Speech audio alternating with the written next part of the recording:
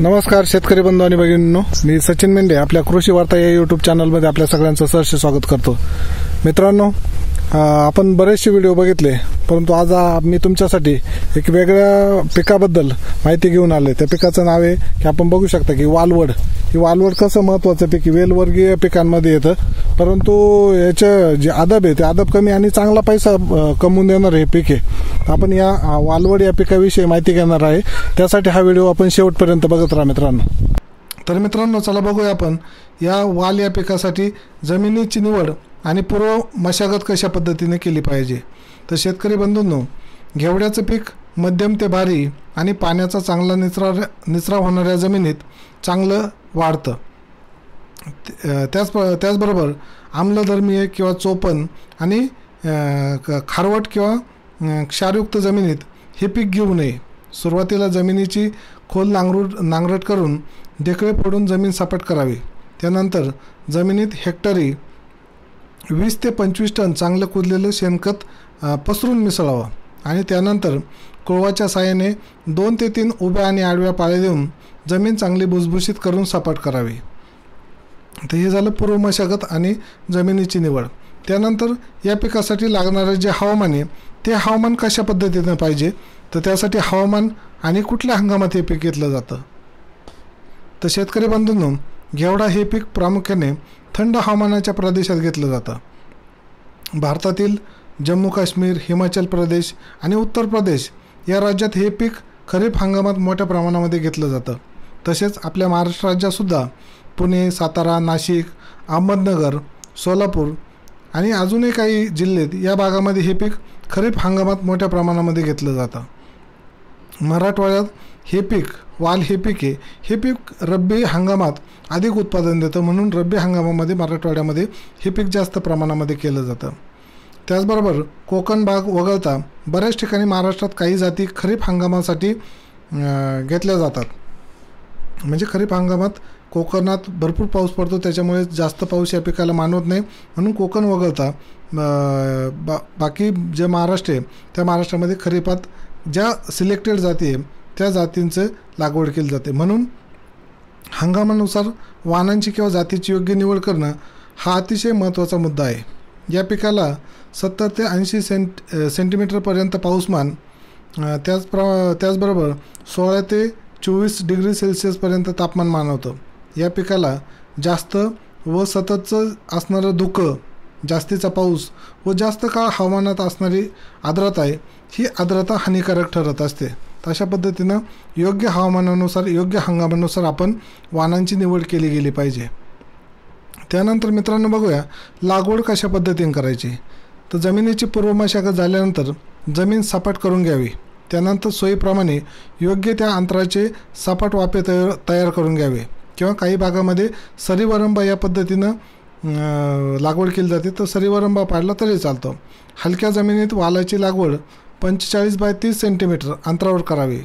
वेलीसारख्या वाढणाऱ्या किंवा ज्याला आधाराची गरज आहे अशा वाणांच्या लागवडीसाठी 100 बाय 75 सेंटीमीटर अंतरावर याची लागवड केली जाते किंवा करावी। त्याच्यानंतर बियाणांचा जर विचार केला तर हेक्टरी 35 ते 40 किलो बियाणं पुरेसं ठरतं याच्यासाठी। खरीप हंगामासाठी जून जुलै महिन्यात, रब्बी हंगामासाठी ऑक्टोबर महिन्यात, तर उन्हाळी हंगामासाठी जानेवारी महिन्यात या वाल या पिकाची लागवड करावी। त्याच्यानंतर मित्रांनो, अतिशय महत्त्वाचा मुद्दा तो म्हणजे सुधारित जाती किंवा वाण कुठले आहेत। तर त्याच्यामध्ये कोकणभूषण हे एक वाण आहे किंवा ही एक जाती कोकणभूषण। या जातीची लागवड कोकण वगळता इतर भागात वर्षभर करता येते। कोकणात रब्बी हंगामामध्ये केली जाते पाऊस उघडल्यानंतर, परंतु कोकण वगळता ही कोकणभूषण जाते ही वर्षभर बाकीच्या ठिकाणी केली जाते।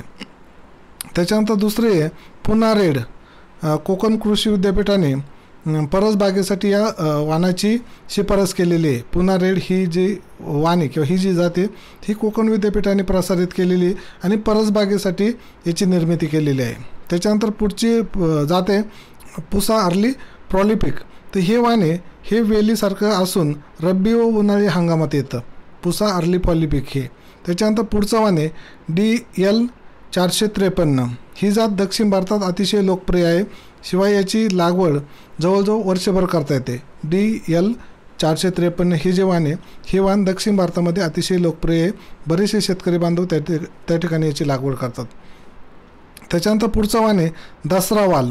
ही जात डॉक्टर पंजाबराव देशमुख कृषी विद्यापीठ अकोले येथून प्रसारित केली गेलेली आहे. याचा कालावधी 200 ते 210 इतक्या मोठ्या दिवसांचा असून हेक्टरी 70 ते 80 क्विंटल उत्पादन यापासून मिळतं. त्याच्यानंतर पुढचा जो वाण आहे तो वाण आहे दीपाली वाल. ही जात अकोले कृषी विद्यापीठाने प्रसारित केलेली आहे. ही जात वेलीसारख्या वाढणारी असल्यामुळं याला आधाराची किंवा जे मंडप म्हणतो आपण त्या मंडपची गरज असते. त्याच्यानंतर महत्त्वाचा मुद्दा येतो शेतकरी बंधूंनो, तो खत व्यवस्थापनाचा. तर या पिकासाठी 60 किलो नत्र म्हणजे 120 किलो युरिया, त्याच्यानंतर 60 किलो स्फुरद म्हणजेच 360 किलो सिंगल सुपर फॉस्फेट आणि 60 किलो पालाश म्हणजेच 120 किलो म्युरेट ऑफ पोटॅश द्यावं लागतं. यापैकी संपूर्ण स्फुरद म्हणजे 60 किलो स्फुरद आणि संपूर्ण पालाश म्हणजे 60 किलो पालाश, 60 किलो स्फुरद आणि 60 किलो पालाश व 1/3 नत्राची मात्रा ही पेरणीवेळी किंवा लागवडीवेळी द्यावी. म्हणजे लागवड करण्या अगोदर ती जमिनीत मिसळली गेली पाहिजे. पूर्ण स्फुरद, पूर्ण पालाश आणि 1/3 नत्र.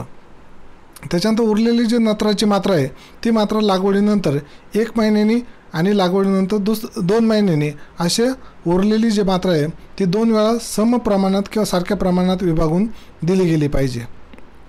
त्याच्यानंतर महत्त्वाचा मुद्दा येतो तो पाणी व्यवस्थापन आणि आंतरमशागत. तर पेरणीनंतर किंवा लागवडीनंतर दर 6 दिवसाच्या अंतराने किंवा हंगामानुसार गरजेप्रमाणे पिकास पाणी द्यावं. म्हणजे उन्हाळा जर असेल तर उन्हाळ्यामध्ये हे जे 6 दिवसाचा कालावधी हा कमी होऊ शकतो, 4 दिवसांनी पाणी द्यावं लागतं. पावसाळ्यामध्ये खरीपात असेल तर पाऊस जर वेळेवर पडत असेल तर पाणी जास्त देण्याची गरज पडत नाही. त्याच्यानुसार पाण्याच्या ज्या वेळा आहेत किंवा पाण्याच्या ज्या पाळ्या आहेत त्या हंगामानुसार किंवा गरजेप्रमाणे द्याव्या. त्यानंतर पीक फुलोऱ्यामध्ये आल्यानंतर या पिकाला पांढऱ्या किंवा निळसर कलरचे असे किंवा थोडेसे लालसर कलरचे फुलं येत असतात. तर पीक फुलामध्ये आल्यानंतर किंवा फुलोऱ्यात आले असताना NAA म्हणजेच हे संजीवक आहे, म्हणजेच नॅफ्थॅलिक ॲसिटिक ॲसिड या संजीवकाचा 25 ppm याप्रमाणे फवारणी केल्यास उत्पादनामध्ये मोठी वाढ होते.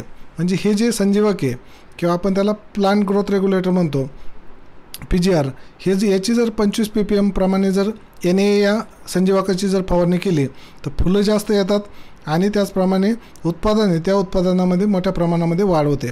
गरजेनुसार खुरपणी करून शेत तणमुक्त करावे हे अतिशय महत्त्वाचं आहे. त्यामुळे पिकाची वाढ जोमाने होते. त्याचबरोबर पिकावर येणारे रोग असतील किंवा शेंग पोखरणारे आळे असेल ही तणामुळं नियंत्रित होऊन उत्पादन चांगलं मिळतं. अशा पद्धतीनं आपण तणविरहित शेत ठेवणं हेही गरजेचं आहे. त्याच्यानंतर मित्रांनो शेवटचा मुद्दा काढणी. तर कशा पद्धतीने काढणी केली गेली पाहिजे. तर शेंगा कोवळ्या काढल्यास त्या शिराविरहित असतात म्हणून सालीसह भाजी करण्यास योग्य ठरतात. वाणानुसार हेक्टरी 50 ते 100 क्विंटल हिरव्या कोवळ्या शेंगांचे उत्पादन मिळतं. तर आपण कशासाठी पेरलेले, काही शेतकरी बांधव हे त्याच्या वाळलेल्या दाण्यांचं उत्पादन घेण्यासाठी सुद्धा पेरणी करत असतात. ते वाळल्यानंतर काढू शकतात किंवा याची हिरव्या शेंगांची भाजी करण्यासाठी सुद्धा काढलं जातं. तर आपण कुठला वाण कशासाठी लावलेला आहे त्यानुसार याची काढणी केली जावी. तर मित्रांनो या पद्धतीनं जर योग्य शास्त्रशुद्ध पद्धतीनं जर लागवड केली, त्याचं व्यवस्थापन केलं तर आपल्या सर्व शेतकरी बांधवांना याचा फायदा होईल. या पिकावर येणारे वेगळे रोग आणि किडीसुद्धा आहेत, त्याचंही व्यवस्थापन कसं करायचं हे मी पुढील येणाऱ्या व्हिडिओमध्ये सांगणार आहे. आजच्या या व्हिडिओमध्ये सांगितलं तर हा व्हिडिओ खूप मोठा होईल. त्यासाठी मी रोग आणि कीड व्यवस्थापन या वालाचं किंवा वालवडीचं कसं करायचं हे मी वेगळ्या व्हिडिओमध्ये सांगणार आहे. मित्रांनो व्हिडिओ जर आवडला असेल तर व्हिडिओला नक्की लाईक करा. आपलं एक लाईक आम्हाला अजून मोटिवेट करतं की चांगल्या पद्धतीचे व्हिडिओ बनवण्यासाठी. त्यासाठी आपलं एक लाईक गरजेचं आहे. काही शंका असतील तर ते शंका कमेंटमध्ये कळवा, जेणेकरून मला आपल्या शंकांचं निरसन करता येईल. फक्त कमेंट करताना आपला गाव, तालुका, जिल्हा त्या कमेंटमध्ये टाकत चला. आणि अतिशय महत्त्वाचं मित्रांनो, आपण या चॅनलवरती नवीन असाल तर हा चॅनल अजून आपण सबस्क्राईब केलं नसेल तर चॅनल सबस्क्राईब करा. शेजारील बेल आयकॉन बटन दाबून ऑल हे सिलेक्ट करा, जेणेकरून इथून पुढे येणारे जे नवनवीन व्हिडिओ, अशाच पद्धतीचे नवनवीन व्हिडिओ, नवीन तंत्रज्ञानाचे व्हिडिओ, नवीन पिकाचे व्हिडिओ याचे नोटिफिकेशन मला आपल्यापर्यंत पोहोचवता येतील. तर मित्रांनो, हा व्हिडिओ आपण शेवटपर्यंत बघितला याबद्दल आपले खूप खूप धन्यवाद. हा व्हिडिओ जर आपल्याला आवडला असेल तर लाईक करा, इतरांपर्यंत शेअर करा, काही शंका असतील तर कमेंट करा आणि यानंतर हा व्हिडिओ इतरांनाही शेअर करा. यानंतर मी आपली रजा घेतो. जय हिंद, जय महाराष्ट्र, जय जवान, जय किसान.